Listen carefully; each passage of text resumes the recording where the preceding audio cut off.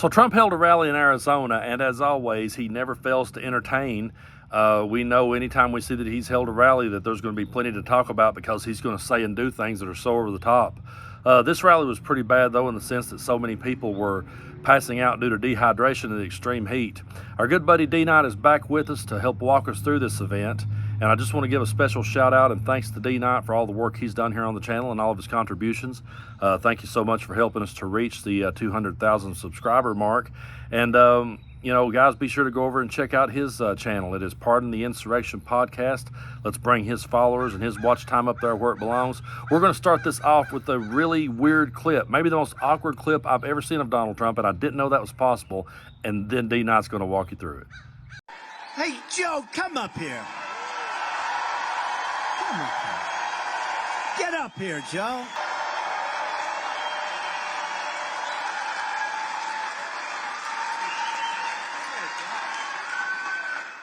I don't kiss men, but I kissed him. That was Donald Trump wishing you a happy Pride Month in the weirdest way possible. And this is D-Night from the Pardon the Insurrection Podcast, coming to you from Nashville, Tennessee, courtesy of none other than Tennessee Brando. Let's give that man a round of applause. Congratulations on hitting 200,000 YouTube subscribers.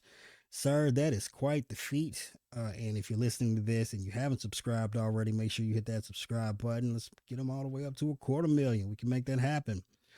But that was Trump at his Arizona rally, absolutely losing his mind. I mean, I think being a convicted felon has rotted what was left of his brain. Clearly, he's had some kind of cognitive decline, but this has pushed him over the edge of the cliff, mentally, so to speak. But the rally itself was also a disaster, as numerous Trump supporters had to be hospitalized because of heat stroke. I think the weather was something like 116 degrees. It's crazy. But I guess, kudos to global warming for finally doing something good, I imagine. Trump could have rescheduled this rally for the evening, but he didn't want to ruin the day of his high dollar donors that he was scheduled to have a dinner with in the evening and change that to the afternoon. So leave it to Trump to show a level of compassion and caring for his supporters by melting them to death. Thanks, Trump, for finding yet another way to melt the brains of your supporters. But that clip of Trump kissing Joe Arpaio and then commenting on it wasn't even the most insane thing that occurred at the rally, if you can believe that. We'll get to a couple of clips. So this has been the largest invasion in history. We are being invaded. That was Trump complaining about a migrant crisis that doesn't exist, because you'd think if we were experiencing the largest invasion in history, you'd be able to look outside your window and see some kind of evidence of that. But it's clearly not the case. And obviously, with the conviction and New York fresh on his mind, Trump couldn't help but take a couple of shots at the trial. I just went through a rigged trial in New York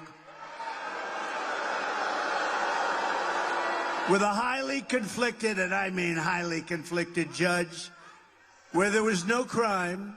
It's funny how he only complains about judges that aren't in his pocket.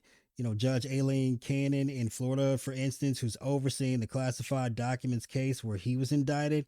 She delayed that thing indefinitely, and not nary a word about her.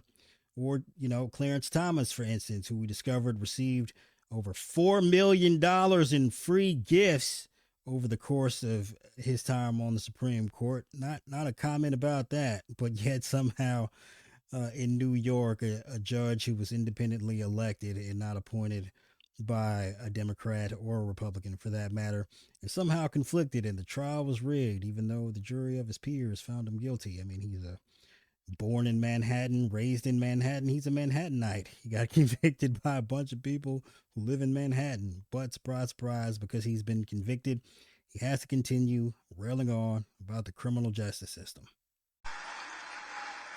No, nobody's ever seen, because they know it was rigged. They know it's a corrupt system.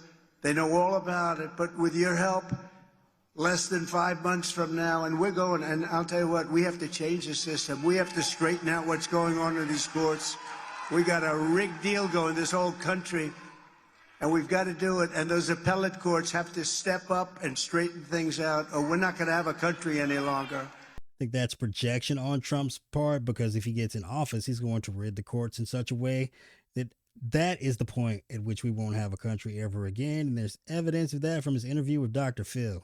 Let me ask you this. Right now, headlines everywhere, of course, you don't respect, but there are headlines out there that say, when you win your second term, that you are going to make the people that have come after you pay.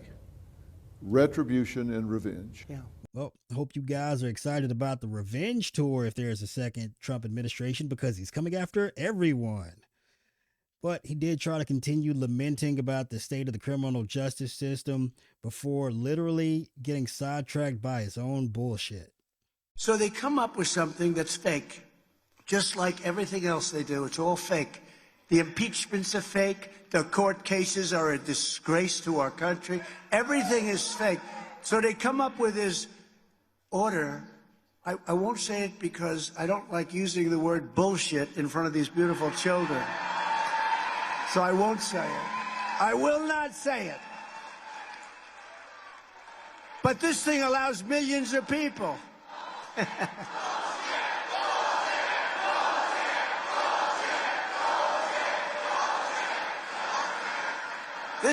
just like to point out that the two impeachments Trump is referring to, the first one was about him extorting the president of Ukraine and opening a fake investigation into Hunter Biden. And considering Hunter Biden's currently on trial on charges brought by a prosecutor appointed by Trump just for that, that's one way to start off with some made up bullshit. And then the second impeachment was about, Trump's attempt to overthrow the government and kill our Congress. It seems rather important, and that's before you even get to the criminal charges that he's actually facing in court. Nonetheless, the rally just derailed further from there. And there may be, is there any criminal from Venezuela in the room? Please raise your hand. There probably is. We just don't know about it. Remember how he suggested a drug test before the presidential debate this year? Clearly that won't be happening. Here's another clip. The instructors talking English, and they have somebody speaking, in some cases, languages that we'd never even heard of. There are a lot of languages that we don't have here. We have nobody that even speaks these languages. Have you ever heard of Spanish? Because that's the official language of Venezuela. Maybe a lot of people speak Portuguese as well. It's possible he's talking about the people who speak indigenous languages in Venezuela, but there aren't that many of those, and we can blame that on a massive invasion of people from Europe. Let's get to another clip. When I'm president, I will use Title 42 to end the trial, and we have to do this. In the what? Let's get to another clip. When I'm president, I will use Title 42 to end the trial, and we have to do this.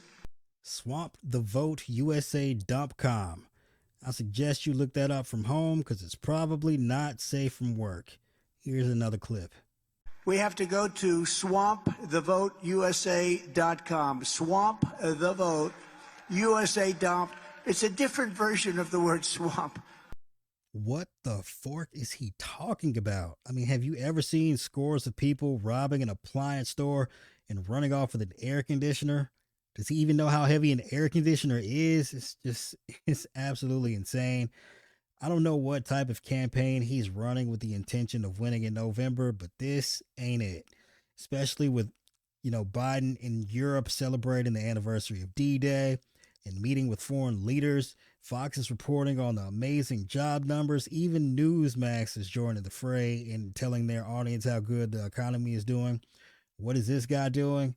Talking about people stealing air conditioners and closing down stores for 25 years. It makes absolutely no sense. The man's completely lost his mind. He's totally off the rails. He's unfit for office. Sadly, millions of people are still going to vote for him in November, but hopefully if we do our part, we'll make sure this buffoon never sees the White House ever again. And if we're lucky, ends up in the big house. And if you enjoyed this video, make sure you hit the subscribe button if you haven't done so already. Feel free to leave your thoughts in the comments below and hit the thumbs up button because that helps the algorithm. And if you could, you can follow me on my personal podcast, Pardon the Insurrection, available everywhere podcasts are found and also on YouTube.